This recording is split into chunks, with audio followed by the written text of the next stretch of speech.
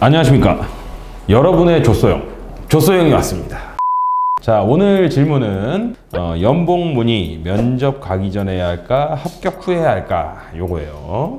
친구가 곧 면접을 간다는데 처음 면접이라 아무것도 모르겠다고 저한테 저걸 물어보는데 사실 저도 모르거든요. 근데 친구가 처음이고 회사가 지방이라 친구는 서울 거주하고 가려면 기차 타고 2-3시간 정도 가야 하나 봐요. 그래서 저한테 조언을 구하는데 연봉은 기본적으로 대기업 같은데 공기업 같은 데는 공개가 돼 있죠, 초봉이. 그래서 이제 그 연봉이 대부분 높기 때문에 이제 그렇게 열심히 공부를 해서 이제 들어가려고 하는 건데, 중소기업 같은 경우에는 연봉이 정해져 있는 직급이 그렇게 많지가 않아요, 생각보다. 어떤 기사직이라든지 어떤 뭐 기능직이라든지 이런 분들은 대부분 이제 초봉이 나와 있는 경우가 있기는 한데, 일반직들은 대부분 면접을 보고 협의를 한 다음에 이제 연봉을 결정하는 게 일반적이에요. 그리고 회사마다 대부분의 이제 신입들 같은 경우에는 연봉이 좋은 걸 본 적이 없어요.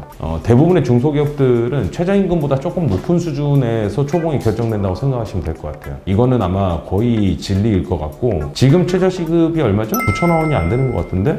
그래서 최저시급으로 계산하면 한 달에 월급이 180 정도 됐던 것 같아요, 세전으로.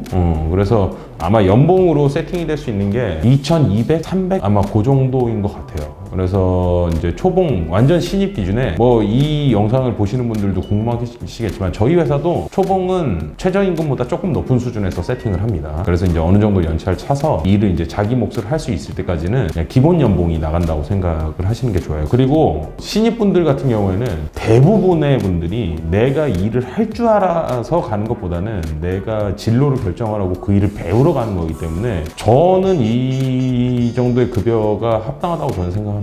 오히려 좀 더 낮아도 된다고 생각해요. 왜냐면 뭐 제가 이런 얘기를 하면은 이제 사회 초년생 분들이 야, 그 돈으로 살아봐 이렇게 얘기하실 거지만 그 돈으로 살 수는 있어요. 그 삶이 힘들죠. 그러니까 그 삶을 벗어나야 되는 거예요. 그래서 그 삶을 벗어나는 노력을 하려면은 그런 시기도 분명히 있어야 합니다. 그래서 저는 아마 그 정도 연봉이 맞을 거예요. 그래서 연봉을 최저임금도 안 주는 중소기업들이 생각보다 꽤 있죠. 근데 그런 데까지 가실 필요는 없고, 최저임금 이상을 주지만 그래도 인력난에 시달리는 회사들이 정말 많습니다. 그래서 최저임금을 못 받고 일을 할 바에는 그냥 안 하시는 게 낫고, 최저임금을 주는지 여부에 대해서는 회사에 면접 보기 전에 또는 면접 중에 꼭 물어보셔야 돼요. 합격 통보가 왔는데 거기서 연봉을 물어본다.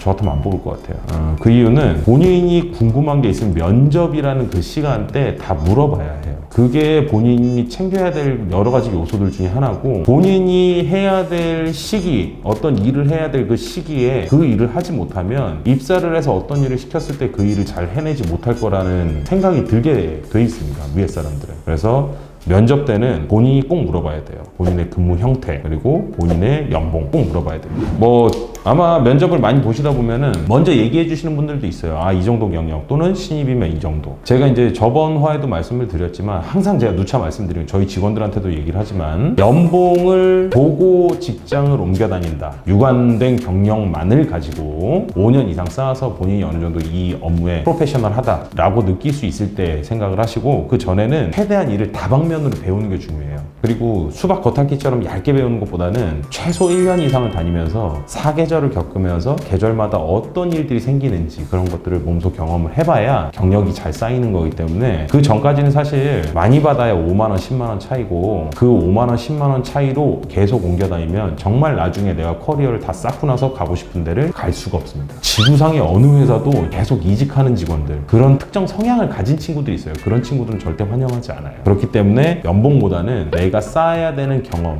그리고 내가 알아야 되는 정보, 이런 것들 위주로 옮겨 다니시는 게 좋습니다. 그래서 연봉은 면접 때 꼭 무슨 일 있어도 꼭 물어보세요, 합격하기 전에. 아시겠죠? 직원 커리어를 볼 때 네. 5년 동안 한 회사에 다닌 직원을 선호하세요? 5년 동안 1년, 1년 일해서 다양한 데 근무한 직원을 선호하세요? 당연히 5년 근무한 직원을 선호하죠.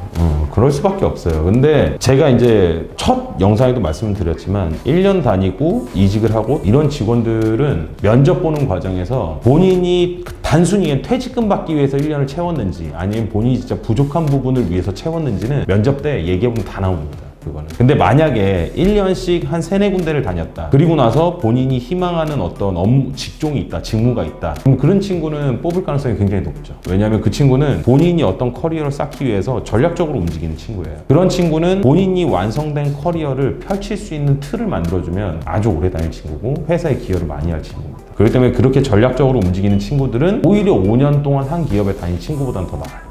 근데 그게 아니라면 기본적으로 한 회사에 들어가서 5년씩 근무했으면 그 회사의 굉장히 속속들이 거의 다 알고 있게 되거든요. 그리고 그 친구는 쉽게 그만두는 성향을 가지지 않았을 거예요. 왜냐면 어떤 회사든지 간에 5년을 다니면 별일 다 있단 말이에요, 진짜. 그지 같아서 당장 때려치고 싶은 일들도 생기는 거고 그걸 다 이겨냈다는 거니까. 그래서 아마 그 친구한테 점수가 더 갈 건데 전략적으로 움직여서 본인의 커리어 또는 본인의 목표를 설정을 해놓고 움직이는 친구들은 그 친구들이 좀 더 뽑힐 가능성이 높습니다. 그러면은 저희는 다음 주에 더 신선한 질문을 들고 더 재밌는 내용으로 찾아오도록 하겠습니다. 자, 그럼 모두 안녕.